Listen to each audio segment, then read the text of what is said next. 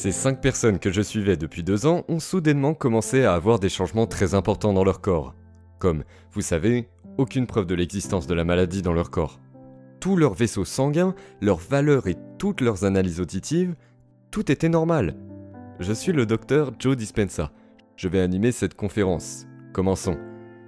Votre cœur bat plus de 7,5 litres de sang par minute, plus de 378 litres de sang en 1 heure, plus de 1000 fois en une journée, à travers 600 km de vaisseaux sanguins. Votre système vasculaire représente 3% de votre poids corporel et vous perdez 25 millions de cellules chaque seconde. Voilà, vous venez d'en perdre 25 millions de plus. Vous y avez déjà pensé ? Cette seule cellule de votre corps passe de l'ordre de 1000 à 6 trillions de fonctions par seconde. Multipliez cela par les 50 à 70 trillions de cellules qui composent votre corps. Cette communication se fait plus vite que la vitesse de la lumière. Vous inhalez 2 millions de litres d'air par jour, et en quelques secondes, il est transporté vers chaque cellule de votre corps. Essayez-vous de vous mémoriser tout cela. Il y a donc une intelligence qui nous donne la vie. La question est de savoir si vous pouvez prendre le temps, dans votre journée bien remplie, de commencer à l'imiter. Pouvez-vous commencer à développer une relation avec elle, interagir avec elle, lui montrer ce que vous voulez, pas comme une victime, pas comme une personne craintive, mais comme un être divin. Lorsque vous entamez le processus de changement, cette même intelligence qui vous donne la vie et organise toutes ses fonctions est la même qui crée les supernovas dans les galaxies lointaines, qui maintient les planètes en rotation autour du Soleil, qui permet aux fleurs de fleurir. Elle est à la fois personnelle et universelle. Elle est en vous et tout autour de vous.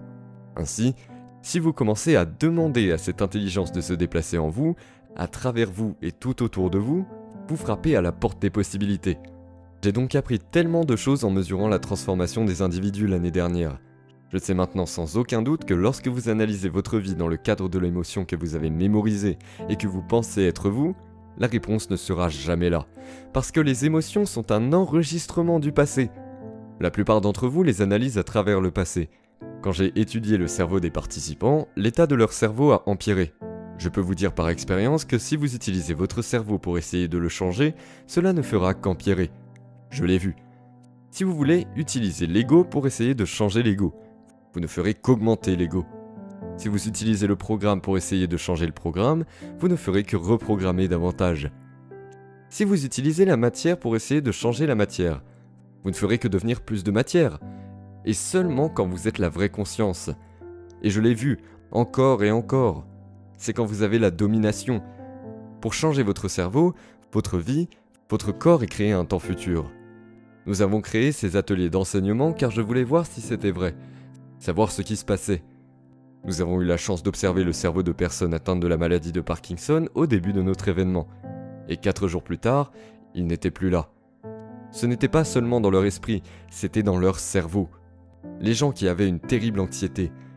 Une terrible anxiété. On pouvait le voir sur le scanner cérébral.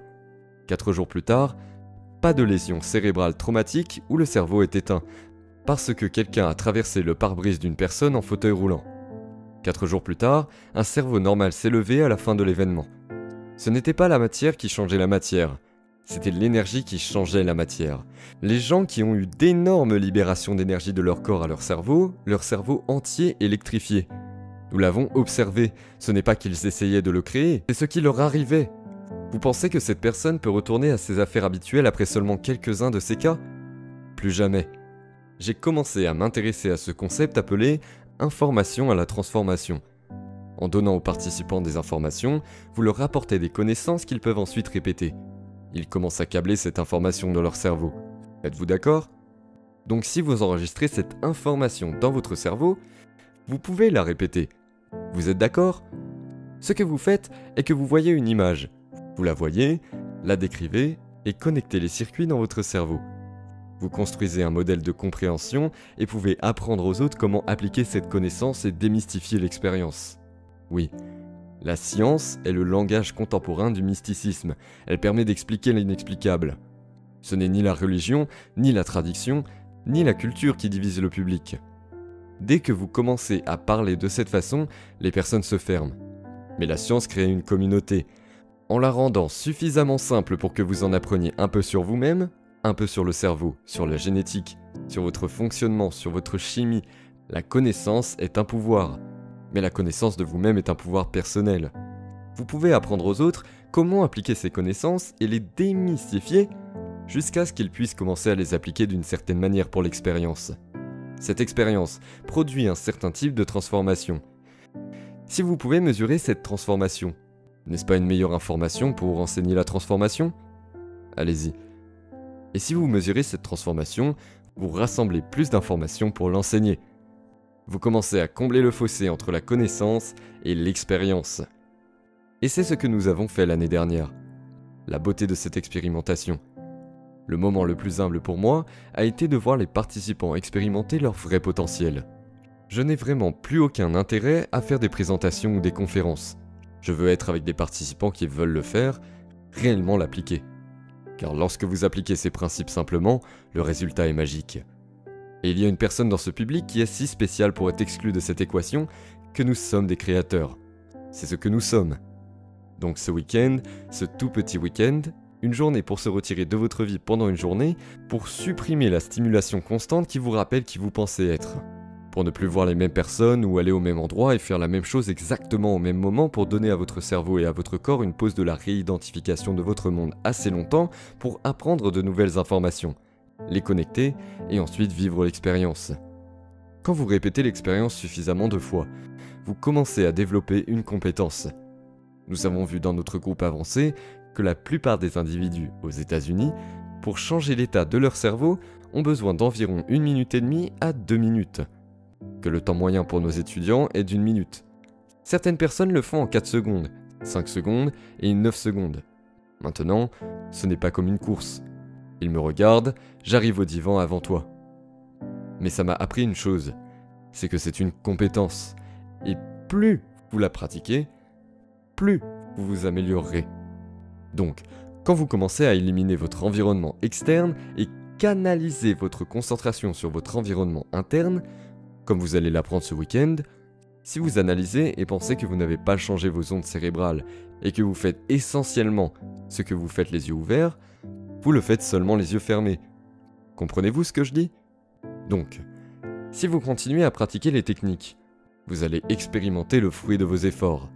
Et je suis heureux de dire qu'au cours de l'année écoulée, nous sommes entrés dans l'histoire de la science parce que nous avons vu l'exception se produire tant de fois. Je suis donc ici ce week-end non pas pour vous convaincre que c'est possible, je sais déjà que c'est possible. Je suis ici pour vous inspirer à l'appliquer dans votre vie. Le plus difficile dans tout ça, êtes-vous prêt à l'entendre ? C'est de prendre le temps de le faire, pour que votre précieux moi commence à changer intérieurement. Les personnes qui le font réellement, qui se guérissent elles-mêmes de troubles génétiques rares que la science avait diagnostiqués comme incurables, la science médicale a dit d'oublier qu'ils vivent une nouvelle vie sans aucune preuve dans leur corps. Pas de marqueur génétique, rien de normal. Vous savez ce qu'ils disent ? Ma maladie a été mon plus grand professeur. C'est ce qu'ils disent. Maintenant, quand ils traversent la rivière et qu'ils s'inquiètent, ils ne disent pas pourquoi ça ne marche pas, ça devrait marcher. Une fois que vous arrivez, vous n'avez plus ces pensées.